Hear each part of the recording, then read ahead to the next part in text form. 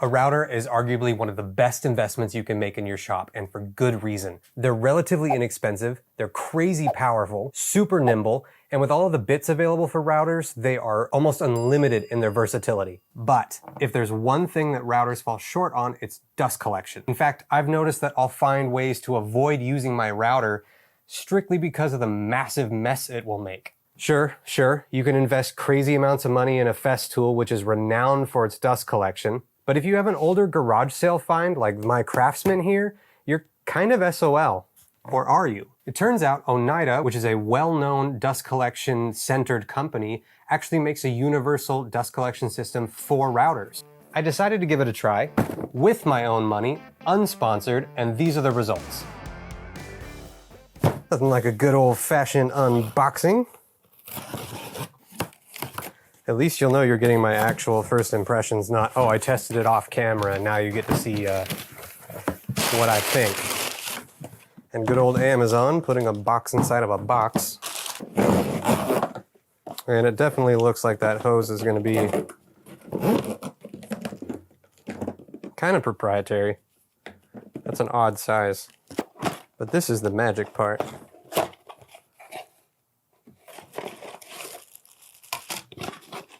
Comes with a plate, 2 connectors, and a set of instructions.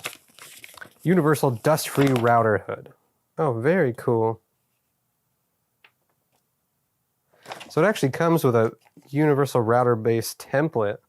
So I've been fiddling around with this for a second, and it's actually pretty clever and seems to be really well built. This disconnects from the center part just by these 2 little tabs. Right? And then to assemble it, this just goes through the top plate and hooks into a recess right there. And then this bottom plate, which has ridges in the slots that match up with this one, just goes over the top, spin it around until it locks in. Come on, Cody.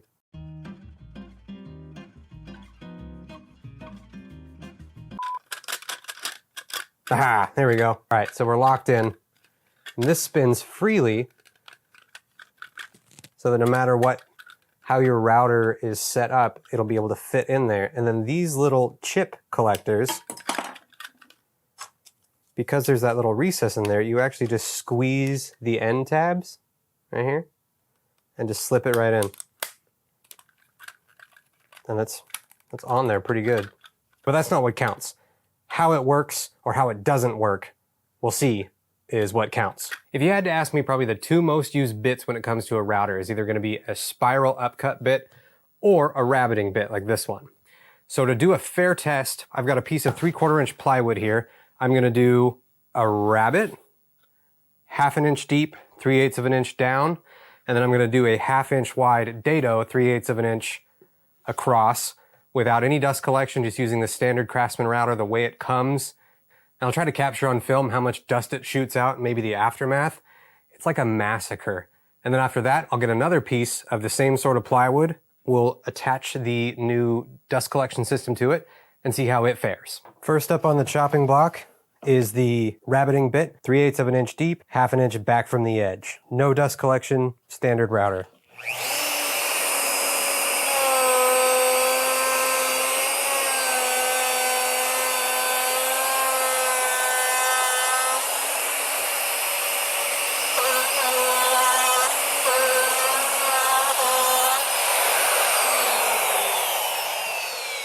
Okay, I'm not kidding. I actually have to dust the camera off. It's covered.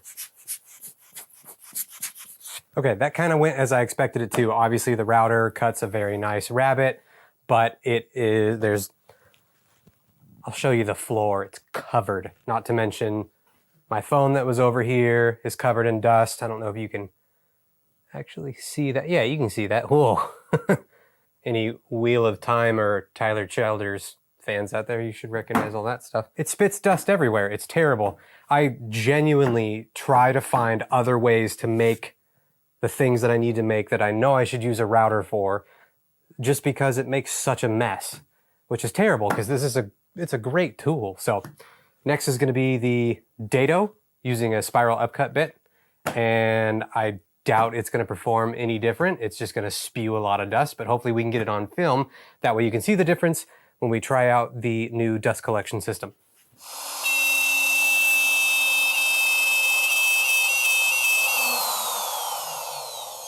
As expected, it did horribly. There was no difference. It just shot chips out in a completely different manner. It still just put dust everywhere. My workbench is covered, my camera is covered, I'm covered. There's really no other way to put it. I mean, these have zero dust collection and they just chew through wood, so of course it's just going to go everywhere. But I love routers, so I'm really, really hoping and crossing my fingers that this system is going to work. I don't see why it won't, but you never know until you really try yourself. So the next step is to put on the dust collection system and give it a test run. I cannot wait. I'm so excited to actually collect dust when I use this thing. Exactly because this thing is universal, I'm expecting the installation to be pretty easy. Obviously have your router unplugged. So I'm going to take the old base plate off. I want this to go to the rear, and I've got no bit in there. And then let's see if we've got a place where...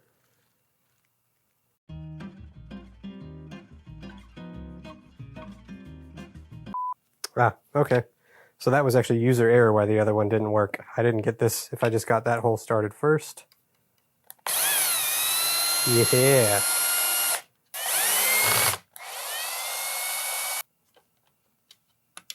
And if you're going to use this with a jig, when you set it up, you'll probably want to use some sort of centering. Doohickey, I forgot what these are called, but you essentially chuck it up and then when you lift the plunger, it centers the base perfectly, and then you can tighten it down. But this is all tightened. I'm going to put the rabbiting bit back in, and we'll see how it goes. So the dust collection hose it comes with fits perfectly over my rigid shop vac hose. Actually, it's a little loose, but we can fix that with some electrical tape. And then on the business end, obviously the hose it comes with just slips right on, as you would hope. It'd be kind of terrible if they provided you with a hose and it didn't fit.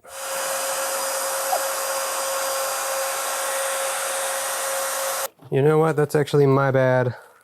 I did not have the little edge thing in here like I was supposed to. Just like that. Okay.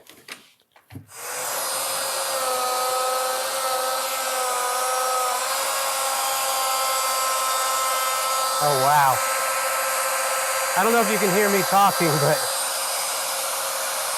putting that little edge thing on made all the difference. There's almost zero dust flying out.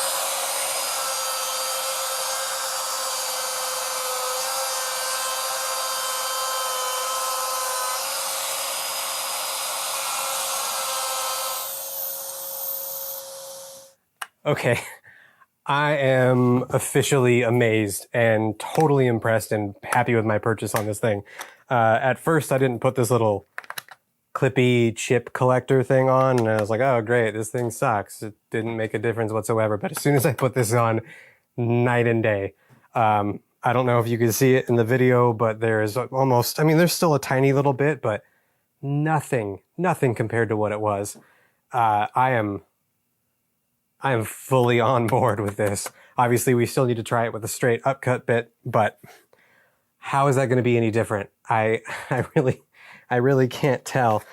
I am blown away by this. This is, yeah, I'm going to be using my router a lot more. Okay, so let's try the straight bit and then we'll do final thoughts. P.S. You're going to have to excuse the sweat. It's 100 degrees in my shop.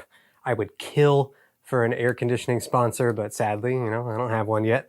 And I needed to make this video. So bald guy, hot weather, no hair to capture it, you know, drips are going to happen. I apologize.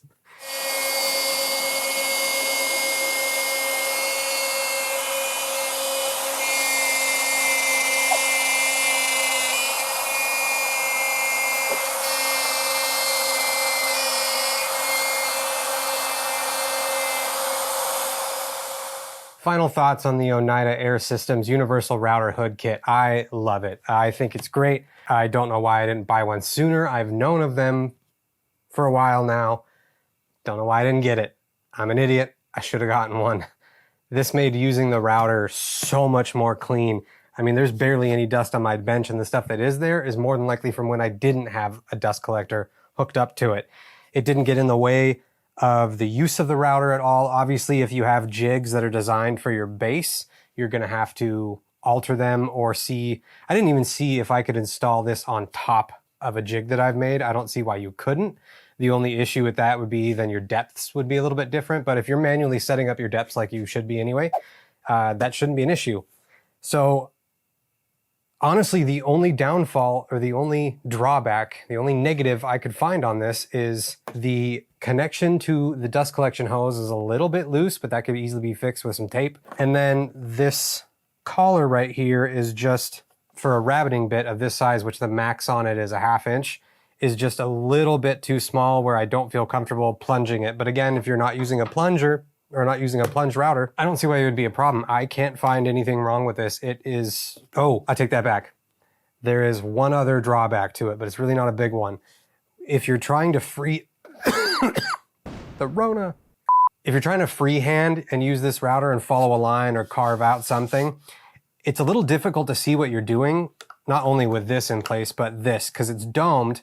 It kind of creates like an optical illusion and makes it very hard to see the line. So you have to look almost straight down at the router and the line, which obviously if you're plunging, it's kind of hard to tell, or if you have a smaller router bit. It's not a deal breaker for me. There's ways around it. You can obviously set up jigs and straight lines and run it that way. That way you know if you're doing a straight line, you're set. If you're freehanding it, I'm not exactly sure what the answer would be. Maybe just be very careful and go slowly, or try to look. I found that you either have to look almost straight down if you can, or straight horizontal under here. Either way, it's possible. It's not a huge drawback, and it would not stop me from buying this again.